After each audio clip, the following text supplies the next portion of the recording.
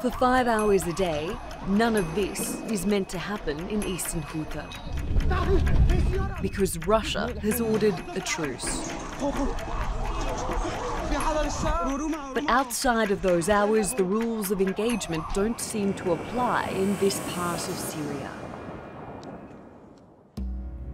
The truce is meant to provide a humanitarian corridor, giving civilians the chance to leave. Their home has been described as hell on earth and a slaughterhouse by the UN. At least 500 people living here have been killed in just over a week. In recent days, rebels have accused the regime of using chemical weapons. Russia has in turn accused the rebels of carrying out the attack. But it's the civilians in eastern Ghouta who are suffering the most. Their villages have become an important battleground just outside Damascus, which the regime has been trying to reclaim. Their neighbourhoods now in the firing line. The despair and the horror on the ground led to the UN Security Council demanding the siege be lifted immediately and a 30-day ceasefire across the country. But that won't apply to the fight against terrorist groups affiliated with Jabhat Fatah al-Sham.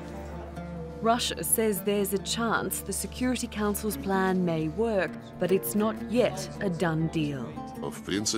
In principle, yes, there are chances provided all the forces on the ground in Syria, all those supporting them, including the supporters outside Syria who patronize them, all of them will adhere to the requirements of the UN Security Council.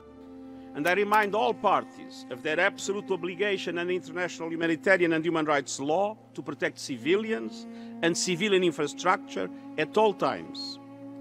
And similarly, efforts to combat terrorism do not supersede these obligations.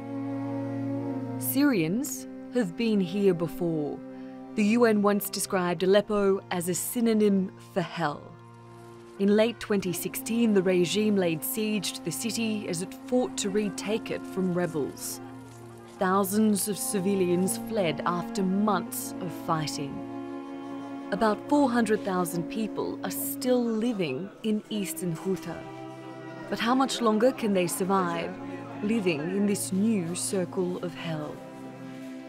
Natalie Poyhonen, The Newsmakers.